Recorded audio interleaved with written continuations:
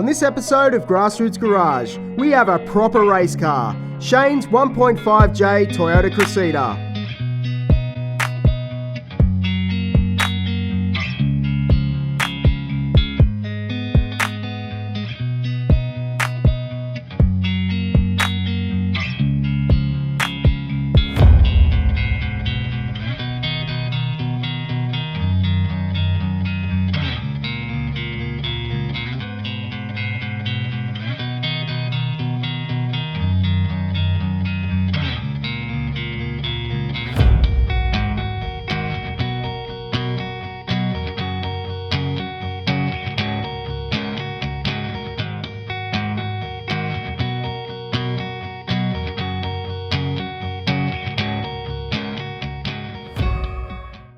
Make sure you're following 1JZ747 Racing's Facebook page for all the updates.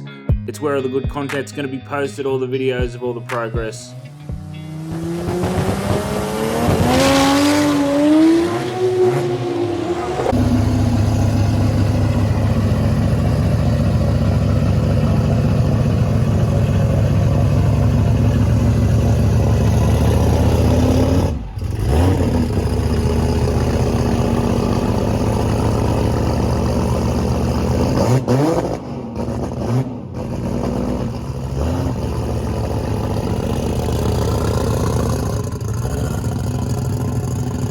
Welcome to Grassroots Garage. We've got Shane and his weapon. So Shane, thanks for your time, man. Mate, thanks, mate. Tell us about your car. It's a 1991 MX-83 Toyota Cressida, Grande. Grande, yes. Leather model. Yeah. All right, man, run me through it. What am I looking at? So that is a 1.5 JZ. So for people who don't understand that terminology, 2J block, 1J head. Common question I get is, why a 1.5 J and not just a full 2J? Already had an exhaust manifold and intake for the 1J head before, so it was just economical to throw the 2J 3 litre bottom end in it. So we've got a 6 boost Pro Mod manifold, which helps my friend Garrett here, which is a 518R 88mm turbo. We've got a CPC 12 injector billet intake with 12 Siemens injectors. It's only water to the head, hence why we've only got the little radiator in there. Oh, is that grout film? Is that grout filled? Yeah. I had never heard of it before. Yeah, so basically you fill all the water jackets up with grout and it just makes the block a bit more rigid. And then after the bore failure that we had, we engine plated it, so you got the nice engine plate on the front, and then there's just a thin steel mid plate at the back between the trans, bell housing and the back of the engine. That's this beautiful piece on the front here. Yes. Yeah. So when you said, because you said stock engine mounts, was it flex it? What makes it? Yeah, so the issue is flexing in the block once you start getting up in the horsepower. Quite a few of the guys in the States, once they make north of 1,000, they'll actually put a mid plate, so just a thin steel plate between the block and the trans, and it just makes it rigid enough that it seems to make that problem go away for a while. But I wanted to engine plate it front and back. What else can I tell you about the engine bay? It's got Crillo HD rods, it's got JE forged pistons, it's got Kelvin cams, it's got G-ready cam gears, but they're actually just on normal setting. We haven't played with those. Really? And if you actually look at all the big horsepower 2Js in PR and also the States, they pretty much all run factory cam gears. So I think there is some gains to be made in the smaller turbo arena with playing with those, but most of the big cars just run factory cam gears. The mechanical fuel pump. Oh, yes, okay. So it still runs a factory 2JZ oil pump with the relief mod, just to take some pressure off the seal. But once you sort of start getting to that 1,400 horsepower arena, you're kind of getting to the point of needing to go to a dry sump. So that would likely be on the cards if we decided to go to a bigger turbo. And if we went to a bigger turbo, we'd actually have to do some playing around over the front here. Probably put the catch can in the boot because we'd need some more room for the turbo. And then basically that engine is controlled by Microtech Big Bertha LT32 ECU. It's got all the Microtech boost controller, bump box, the works. It's got a MV Automatics from South Australia built Power Glide in it. 180 first gear. I'd probably like to have a bit of a play around with changing the first gear ratio down to 165, just to make it a little bit nicer in the front half of the track, and also not have as big a RPM drop on the gear change. And then that feeds up to the 6-boost 4-link, so it's got a strange HD 3.7 ratio centre in it. It's got 40 spline gun drilled axles in it, and yeah, it's got the Mickey Thompson Pro bracket radial 28x9s in it. Mate, all the fruit, huh? All the good stuff. Yeah. I love it. Yep. Absolutely love it. So, and you're saying no trans brake for the class? No, so it runs trans brake now, but that sport rear-wheel drive class that I ran for a lot of years, the rule there was no trans brake. You had to run off the foot brake. Okay. And the challenge there was you basically had to have a lot of gas on board to get, at the time, a GD42 up and out of the hole. So, I mean, that 936 at 156 was like a 169 60 foot, which was really, really slow. So just was winding up. Yeah. So you'd sort of see it drive off the line about 80 feet, and then just boom, off it'd go. And the car actually got a nickname in that class of the Silver Ghost by some of my competitors, because they'd say, wouldn't hear you, wouldn't see you, and then all of a sudden this silver flash would go flying past and a parachute would plume in my face, and you were there. So really love that class. A lot of really good guys, a lot of really cool cars, and it was probably realistically that was the version of the car that I probably got the most enjoyment out of, just for dollars to outcome and fun. And yeah, basically an ability, if I wanted to, I could take it to the track myself, run it and come home. Yeah. You got the Microtech LT32 Big Bertha. That's that there? Yep, the big box. Yep. You got methanol wideband, the Pro Boost controller, the bump box. It's got a speed wire set up in it for the switches and fuses. It's got the CO2 bottle up there under the dash. You can see the gauges for. Oh yes. What's that for? So CO2 is to control the boost. Oh yeah. So basically, we're putting 60 pound of CO2 on top of the wastegate to get it to make the sort of 52, 55 pound that we actually want the turbo to produce.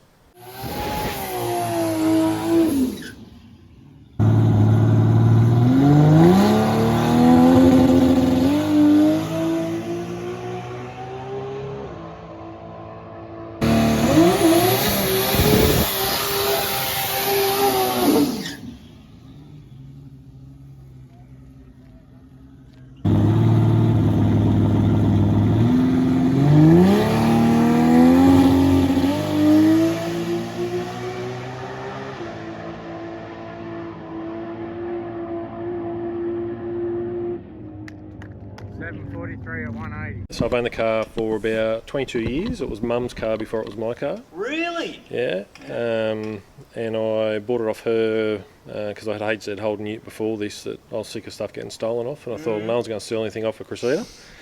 And so I bought it off Mum, and it was a daily drive for a long time. And then I met Joseph with the other Cressida, and quickly decided that the JZ life was for me. What else can I tell you? So we put a half cut in it in 2000. Bought a JZX81 half cut with a factory twin turbo engine. Threw that in it. Ran 13 O's off the bat. Used to do a bit of street racing with Joey, and then decided to put a big single on it. So we put a TO4R on it, a little bit of nitrous, and went to 1078 back in 2004.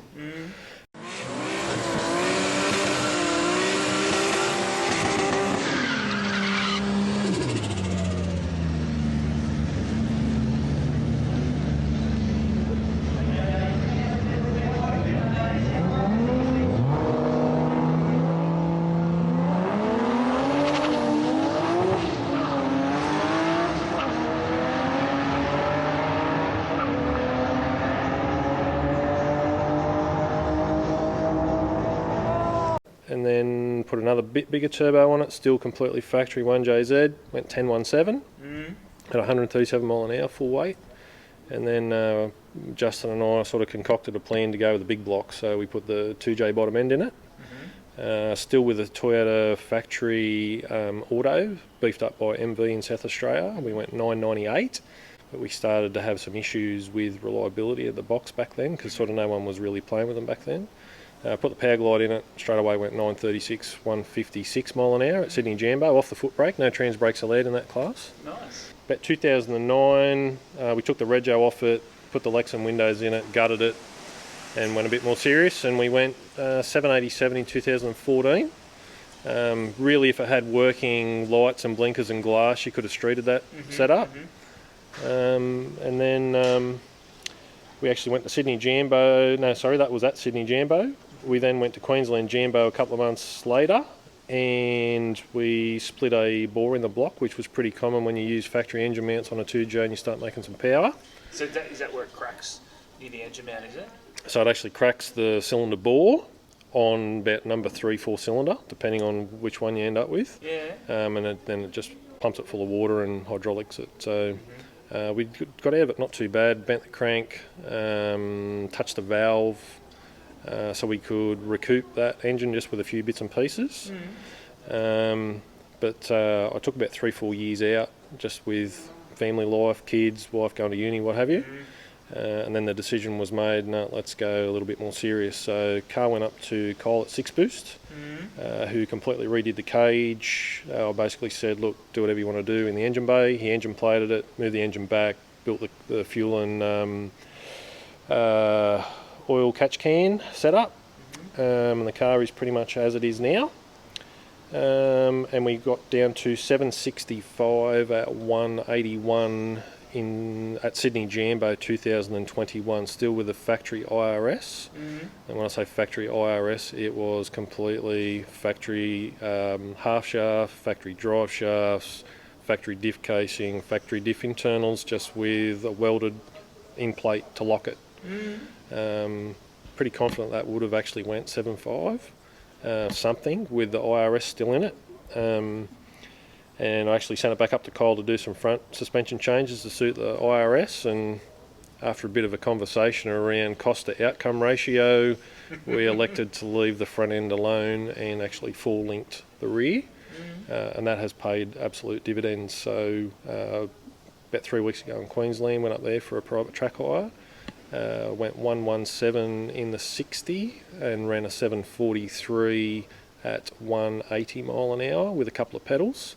So we're actually pretty confident that this setup can go 730, which is far beyond my expectations.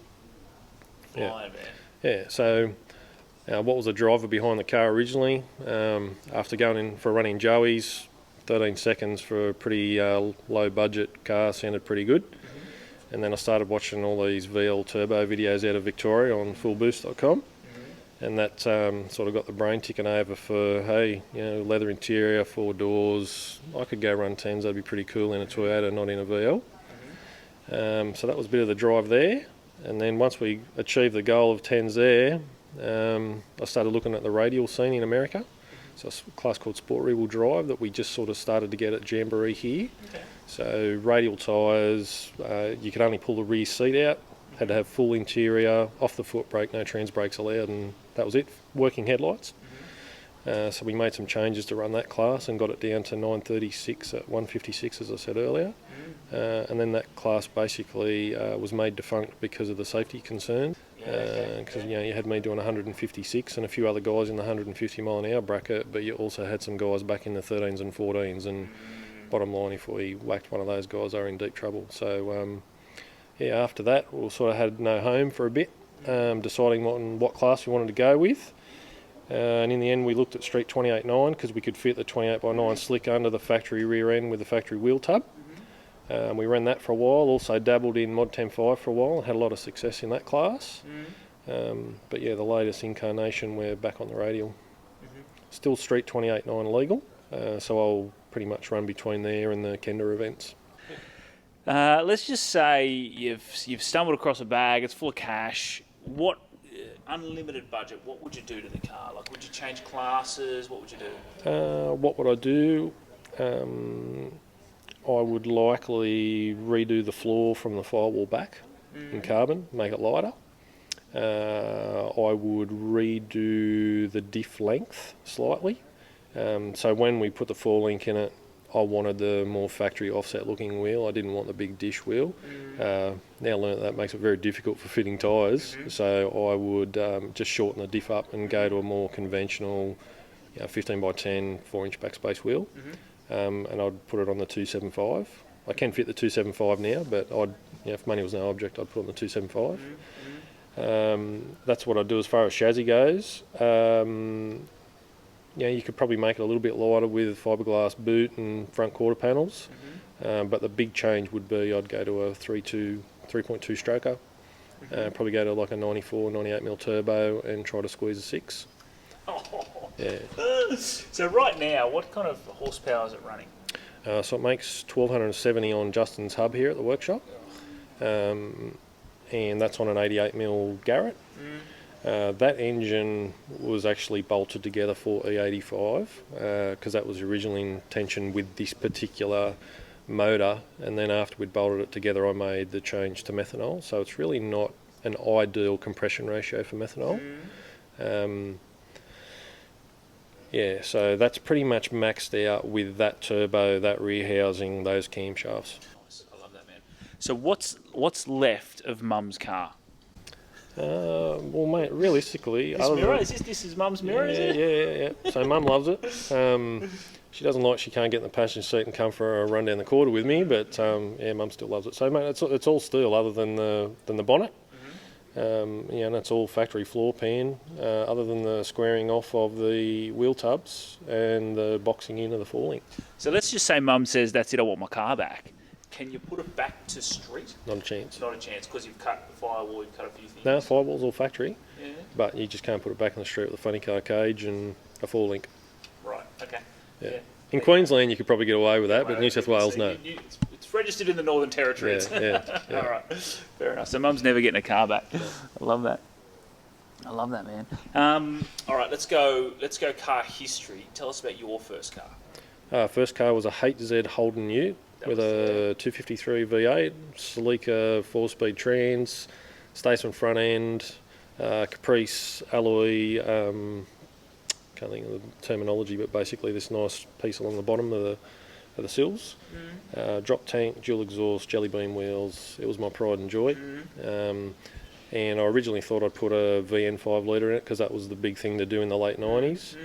And then, as I said earlier, I met Joey and went for a run in a JZ Cresida and thought, I know it's going to cost me to put a VN 5 litre in this HZ, and JZing the Cresida was a lot cheaper.